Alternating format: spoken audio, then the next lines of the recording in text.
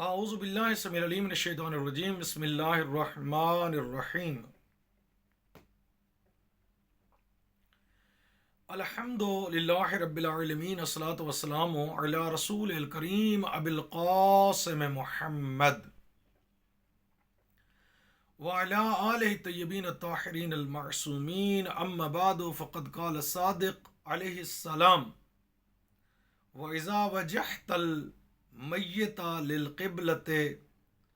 فَاسْتَقْبِلْ بِوَجْهِهِ الْقِبْلَةِ وَلَا تَجْعَلْهُ مُعْتَرِضًا كَمَا يَجْعَلُ النَّاسُ۔ برادران محترم،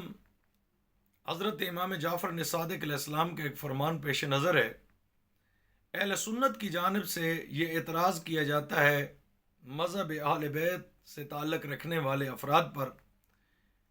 کہ جب یہ لوگ میت کو غسل دیتے ہیں تو غسل دیتے وقت میت کے پاؤں کا تلوہ جو ہے وہ کعبہ کی طرف ہوتا ہے، پاؤں کعبہ کی طرف ہوتے ہیں۔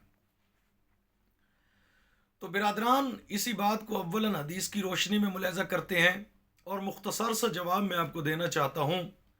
کہ ہمارا مسلک قرآن اور حدیث کے تابع ہے۔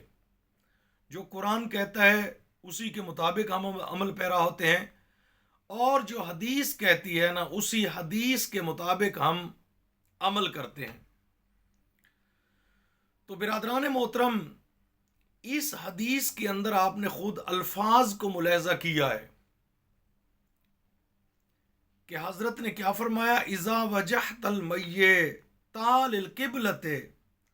فاستقبل بوجہہ، تو اس کا منہ اور چہرہ جو ہے وہ کعبہ کی طرف کرو۔ تو برادران جب ہم غسل دیتے ہیں تو غسل دیتے وقت اس کے چہرے کو ہم کعبہ کی طرف کرتے ہیں، اور حدیث میں جو حکم ہوا ہے، حدیث کے اندر بیان والے حکم میں چہرے کا لفظ استعمال ہوا ہے، ہم اس کا چہرہ کرتے ہیں کعبہ کی طرف، قبلہ کی طرف۔ البتہ جو ملاذ الاخیار کے اندر اس بات کی تشریح موجود ہے، وَلَا تَجْعَلْهُ مُعْتَرِضًا، یہ ہم کو اس بات سے روکا گیا ہے کہ آپ اس کو پہلو کے باہر کریں تو پھر بھی تو چہرہ ہو سکتا ہے، لیکن حضرت امام جعفر صادق علیہ السلام نے فرمایا کہ پہلو کے باہر اس کا رخ قبلہ کی طرف ہو، ایسا کرنا درست نہیں ہے اور اس سے نہیں وارد ہوئی ہے۔ تو برادران محترم، حدیث کی روشنی میں سوال کا جواب یہ ہے کہ ہم چہرہ کرتے ہیں کعبہ کی طرف، جیسا کہ ان لوگوں کو سمجھانے کے لیے ایک اور عرفی مثال میں دینا چاہتا ہوں۔ جب یہ حیوان کو ذبح کرتے ہیں نا، تو ذبح میں حکم یہ ہے کہ حیوان مذبوحہ کا رخ کعبہ کی طرف ہونا چاہیے، قبلہ کی طرف ہونا چاہیے۔ تو جب ذبح کرتے ہیں تو ذبح کرتے وقت حالانکہ اس کے جو پیر ہوتے ہیں وہ بھی تو کعبہ کی طرف ہو جاتے ہیں نا۔ جب اس کا رخ ہو، اس کا چہرہ کعبہ کی طرف کرتے ہیں، اس کا منہ کعبہ کی طرف کرتے ہیں،